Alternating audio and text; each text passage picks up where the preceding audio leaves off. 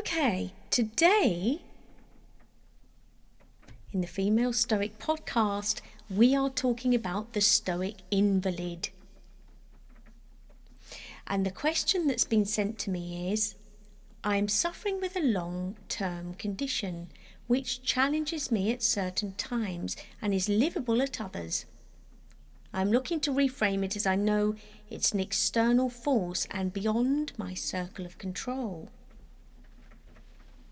Now, as you know, each week we do a journal exercise and we refer to the Stoic philosophers, and also because it's a literary empowerment session, we look at one of the literary masters that I cover in my audiobooks.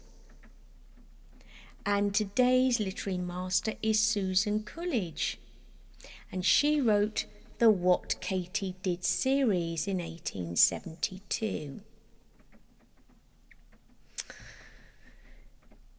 So let's get stuck in. We're going to start with a journal exercise today. Now, whether we have experienced an ongoing illness or whether it be a short-term illness that shocked us into vulnerability, this is what this exercise is about. So we're going to take our journals, and as you know, as I say every week, we tap into our journals as one of the fundamental practices that we use to empower us and to strengthen our practice. And our journal exercise today is going to require us to write in a box. And just to remind you that if you have not got your journal with you today, you can always come back to the recording on the Female Stoic podcast and do it then. Draw a box at the top of a new page. And in this box, you are going to write a health challenge that you face now or have faced in the past within that box. So that's at the top of your page. You're going to draw a box and you're going to write inside that box a health challenge you face or have faced in the past. We are writing it within the box so that the box contains it. It is completely contained within that box. This is your title, and this is what we're referring to in this task. Now, underneath that box, we're going to draw a circle in the centre of the rest of the page.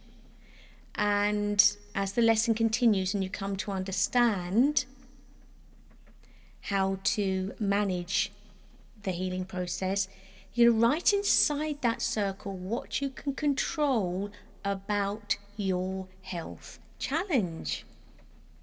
What is within your control? And as I say, you'll take notes during the session and you might add to it as you're going on. But just to recap, you draw a box at the top of the page. Inside that box is your title, a health challenge you face or have faced. Underneath the circle, and inside the circle, you're going to note down the things that you can control about that health challenge. And outside the circle, you are going to write down the things that are external to your control, things you can't control. Now, they may not come to you immediately. That's why we have this session. So during the course of the session, you may think of things. Things may come up that you can add to your journal. At the end of the task, we are aiming to have more information inside the circle than outside. More things we can control than things we can't. That is the aim of the session. And that's how you know you've understood today's live, the messages in today's live.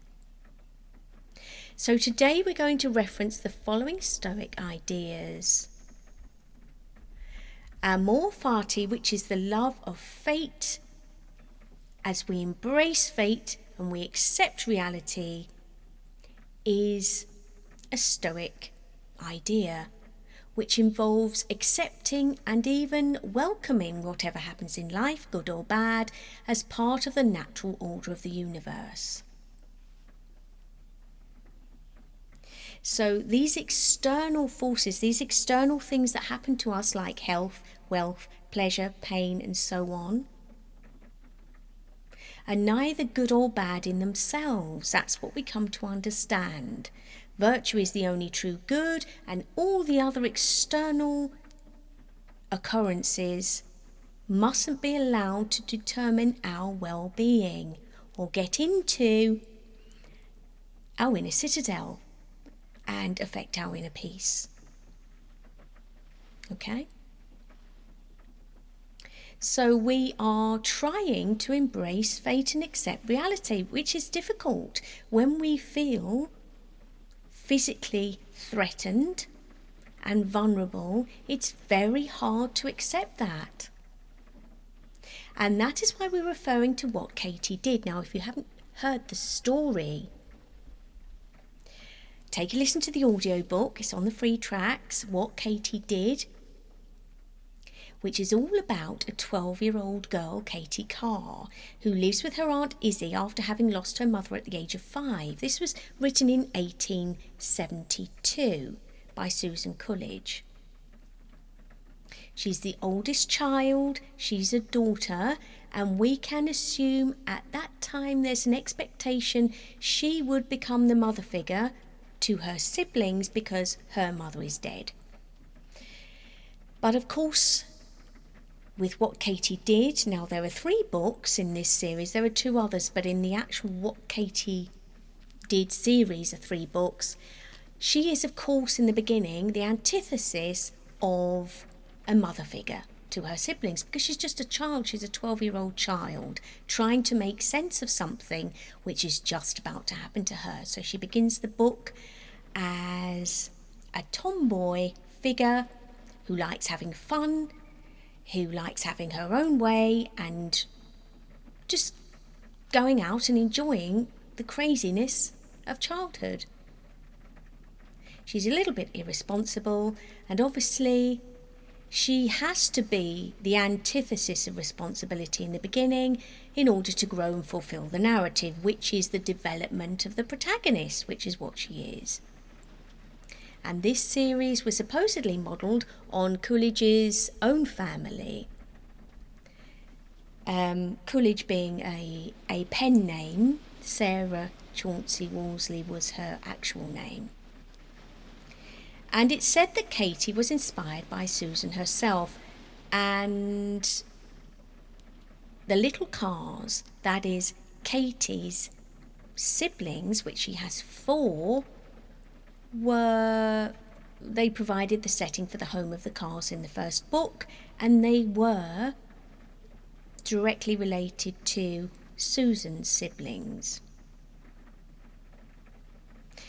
So, just to recap, we are talking about the Stoic Invalid today, and we are talking about ourselves and coming to terms with and dealing with, as part of our Stoic practice, any challenges we may have faced or do face health-wise.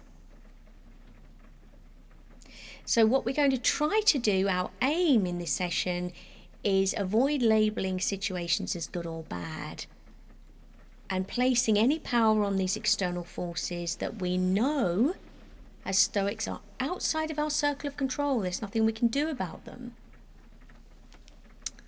Okay, so let's have a look a bit further into the story. Katy's father, Dr. Carr, is a hard-working doctor who's away from home for long spells. But she has a cousin, Helen, who is an invalid. Now what happens is Katy goes out one day, she decides to go and play on a swing that she's been advised by her Aunt Izzy. Her Aunt Izzy is a bit of a stalwart and quite a hard character. And Katy doesn't always listen to what she's got to say, and in her defence, Aunt Izzy doesn't explain why she shouldn't play on the swing. She just tells her, I'm the matriarchal figure and you will do what I say. And Katy, being Katy, goes and plays on it anyway.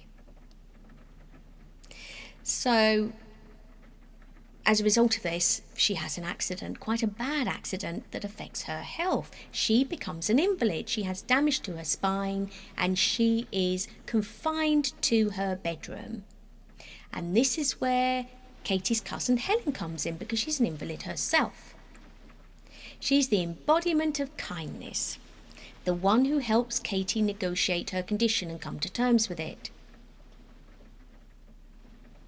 So this kind of novel, this Edwardian genre of young girls' novels, evolved from the Victorian era.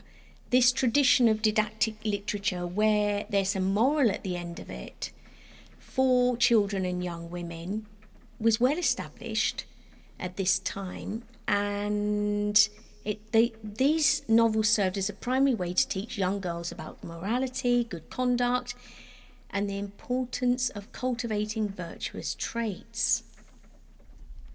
Now, we had in the 17th, 18th centuries this idea that, well, only the most wealthy women could be educated to a very superficial level.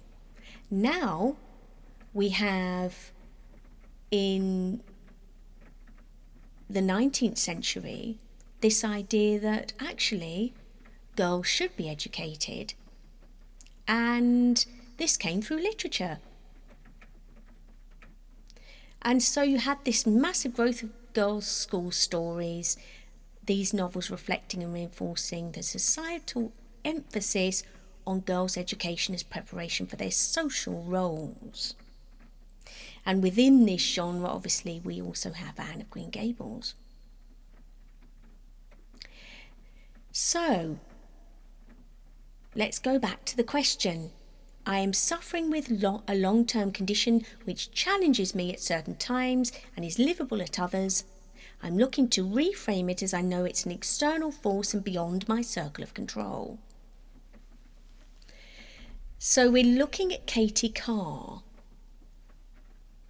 as inspiration to understand that there may be numerous outcomes when we get ill, and it's necessary for us to make peace with this, because we cannot control where the outcome will land. We don't know. We can't see into the future. If we think about a target we might have for getting well, we can control the amount of effort we put in to achieve that target. We control our intention. We can control our direction, where we're headed.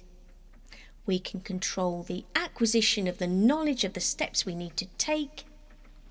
We can commit to making those steps in pursuit of our health. And we can understand that taking those steps is better than not taking those steps.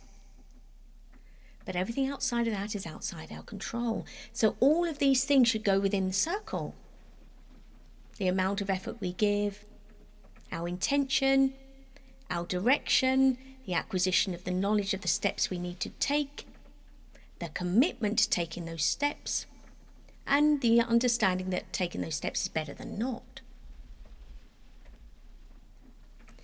And this is what happened to Katy Carr. So she is lying in this bed. She's in her room, confined to her room. She has previously been a young girl who's a little wild, and she goes out and she just has fun all the time.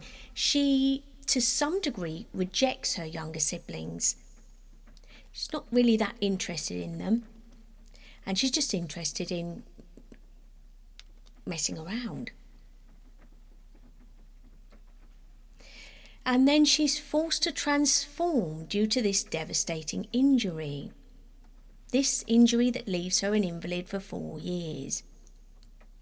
She doesn't intellectually choose to accept her misfortune. She rails against it. She's very cross and upset and disappointed with herself and the world and everything in it, because now she's confined to this space and she doesn't want to be. And then, of course, along comes cousin Helen. And cousin Helen enables her to become the person that Katy Carr should become, even though this growth is tied to suffering rather than determination. So cousin Helen is teaching her that it is going to be difficult. I can tell you, she says, even from an invalid's point of view, it's going to be difficult, but we have to reframe it. And that's the reason I like this book, because Susan Coolidge is representing that dichotomy of human nature. She understands that part of us wants to break free of constraints and expectations. But at the same time, part of us wants to embrace altruism and goodness, our inner virtue. And there is a push and a pull constantly.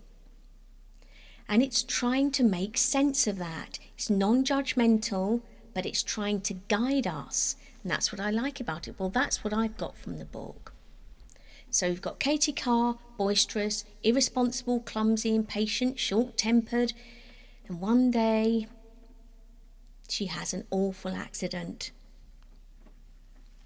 She comes to understand that there are elements in her personality that can balance this out, and she'd never looked at those before. And this is the positive message in this book, that there are elements of her that she's never understood, and she is now, through adversity, coming to look at those and grow. And this is our daily Stoic challenge, to embrace both these aspects of ourselves and understand they both have their place. Okay, it's important to be wild and free. It's important for us to want to sometimes riot against constraints and expectations, of course. We wouldn't be individuals if we didn't. But at the same time, we have to balance that with altruism and goodness in order to keep well ourselves, not simply for the purpose of doing something we consider we are expected to do, but actually that benefits us and our inner peace. So let's think about this logically. We've got two sides of the brain. The left hemisphere is generally associated with logical processing, language, analytical thought. The right hemisphere is more involved with creativity, spatial awareness, emotional understanding. It is clear that we have both in our brain and we need both to function. Now, genetically speaking, it may be easier for us to access one side than the other. But that does not mean we negate the value of that which does not come easy to us. And in the same way, to be wild, rail against constraint and expectation only, and not to embrace the side of us that wants to do good, that wants to do the best for ourselves, is damaging to us. So this story and Stoic philosophy is a lesson in management of desire, fear, frustration, and a myriad of other emotions that we may experience due to the loss of something, and in this case, the loss of good health. We're not seeking to negate the validity of the emotion. We understand there will be strong emotions connected with the loss of something or the change of something. It's not negating that. What it's doing is seeking to find a way to manage the enormity of emotion that comes with that. And that's what this podcast is about, really using Stoicism as this foundation. These lessons from the literary masters to teach us how to manage external events so they don't manage us and attack our inner peace. It does not mean we turn a blind eye to our natural temperament. It does not mean we negate the value of emotion. Even if events happen as a result of our actions, we don't judge ourselves for this, but we say they have happened. So if those events happen as a result of our actions, we come to accept they've happened now, or they are happening now. And now it's our job to protect ourselves against the fallout, manage the emotional reaction. And I think that's a really important lesson of this book. We all make mistakes. There's no judgment. We just need the tools to survive those mistakes. And as I say in each session, this is survival. This is Stoic survival. So going back to the question, I'm suffering with a long-term condition which challenges me at certain times and is livable at others. I'm looking to reframe it as I know it's an external force and beyond my circle of control. So the questioner here understands her reaction to her loss of health needs to be reframed. She's looking for practical things she can do to alleviate the external pressure on her thoughts. And this is demonstrating a clarity of understanding. She's practicing acceptance. She knows this has happened and she now feels this way and she is now compromised to a degree. She's registered it's a long-term thing, but she understands it must be managed, not denied. So she's already on her way.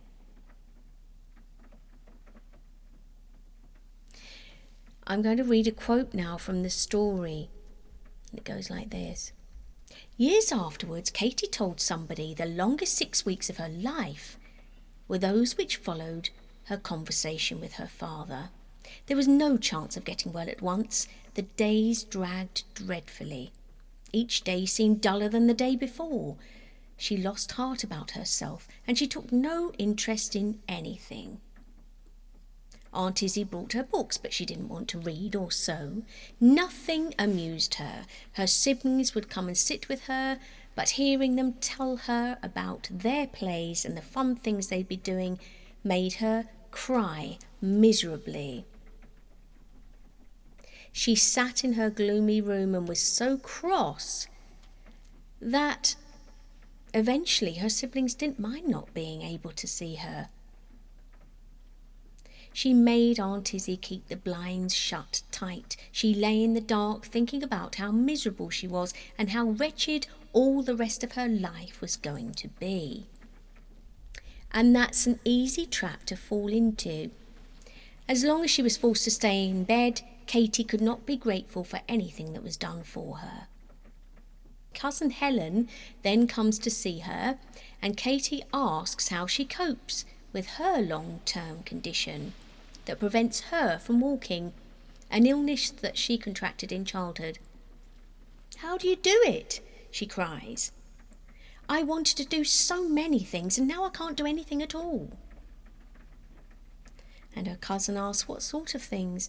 "Well," says Katy, "I wanted to study, I wanted to help people, I wanted to become famous, I wanted to teach children. Mama said I must take care of them and I meant to, and now I can't go to school or learn anything. And if I ever do get well, the children will almost be grown up and they won't need me anyway."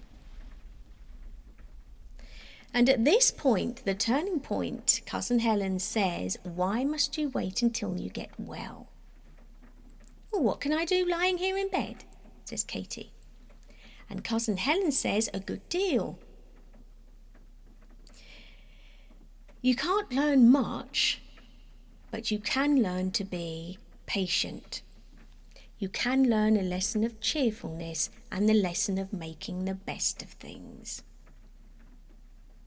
The sun is one of them. Open your blinds, open the curtains and look outside. The sun is sitting outside all day long, waiting for a chance to slip in and get to you. The sun is a first-rate teacher. I wouldn't shut him out if I were you, she says.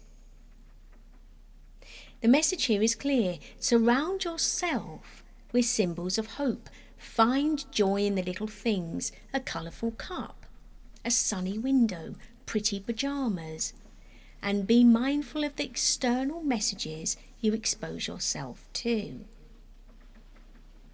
Cousin Helen said, "Don't you see? A sick person has one splendid chance. She's always on hand. Everyone who wants her knows just where to go. If people love her, she gets naturally to be at the heart of the house. My room," says Cousin Helen, "became my father's favourite sitting place, and he spent so much time there that now that room and everything in it makes me think of him. Your space is the place of all others to come. When people are tired or happy or grieved or sorry, and you, Katy, who lives in that room, is sure to give them a loving reception. And so the battle is won.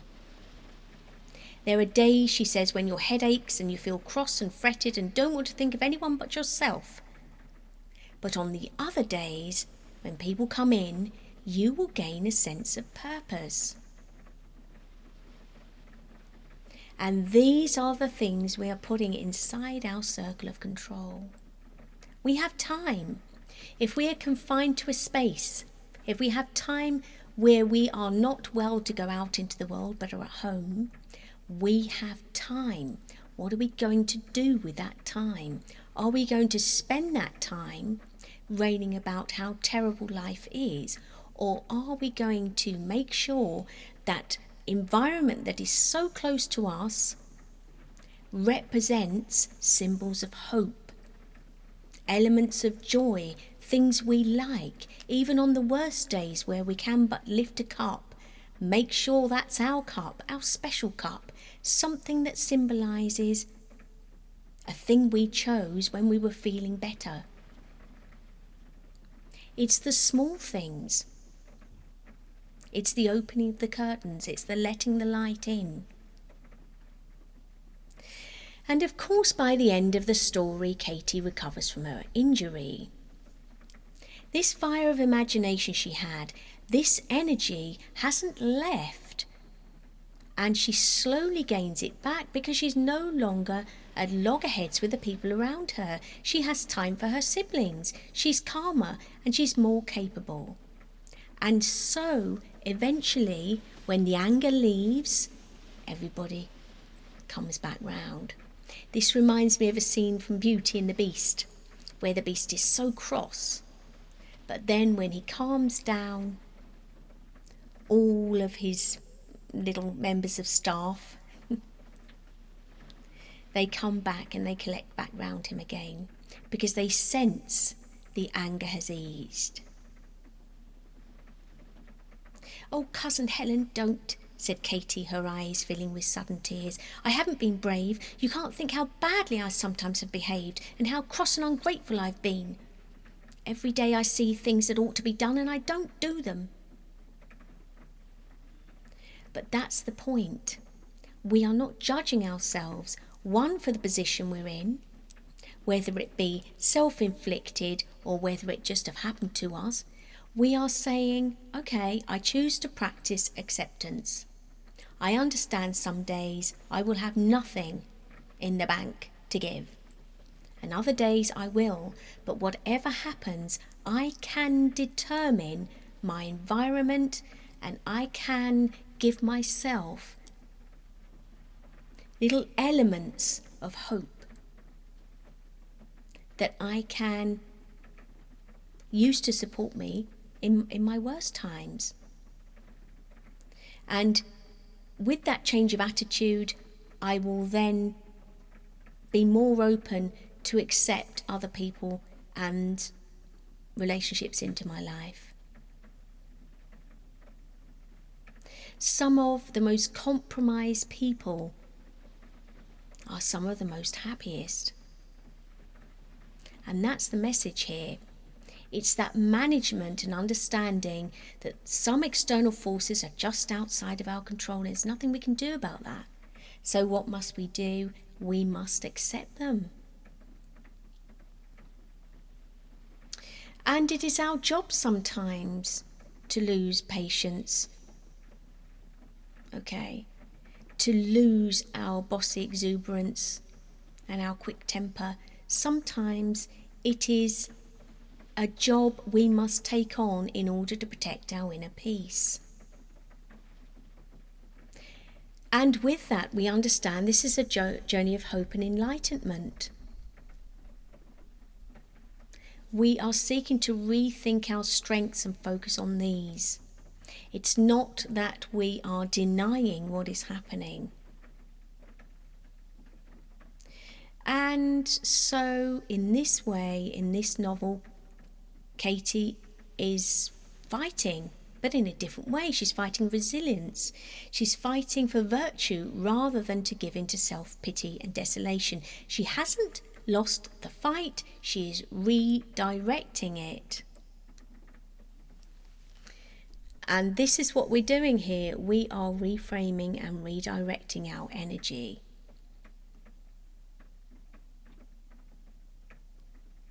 You've got in this novel sheer joy in the beginning.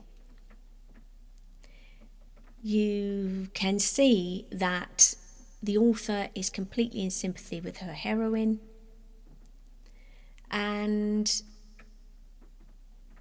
engaging with this experience of chronic pain, you can see that the author is realistic about the difficulties that Katy faces, but she doesn't want to leave her in her saintly sickbed. She is also teaching us that we are moving towards activity, we are moving towards gaining the same energy and exuberance, but in a different way. Now, if we look at the Stoic philosophers for guidance, we can see by the quote, "It is not the man who has too little, but the man who craves more that is poor," by Marcus Aurelius, that actually that refers quite well to this. Because you might say, when I'm feeling ill, I have nothing. I have nothing but a reminder of just how vulnerable I am. But what we're saying here is, instead of craving what we had or insisting that it is our right to have, we are practicing acceptance and saying, I will have, I do have, and focus on the strengths and the gifts that we have in our life right now. He also says the more we value things outside our control, the less control we have. If we value things from the past more than what we are experiencing now, if we focus our energies on things that are outside of our control, we will have less control. And that is the point here. So in your journal, in this circle of control, it should be filled with all of those positive lessons we can take from today's session. Outside of the circle of control should just be the illness itself.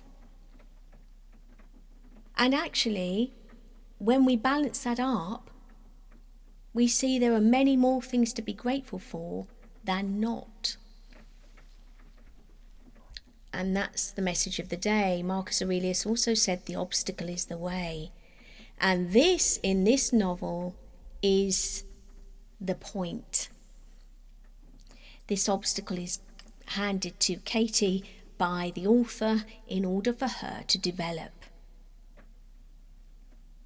So we're reframing obstacles as opportunities for growth, not hindrances. amor fati, loving one's fate. Challenges, we understand, strengthen character. By embracing difficulty and using it to develop self-mastery and wisdom, we can cultivate a sense of inner happiness and resilience. So, with this Stoic approach to illness, we are accepting it as something external to our true self. We are encouraging ourselves to embrace the practical steps we can take for management. We are focusing on a meaningful life in spite of this illness. We are accepting reality without resistance. We can reduce our emotional suffering and channel our energy into what we can control.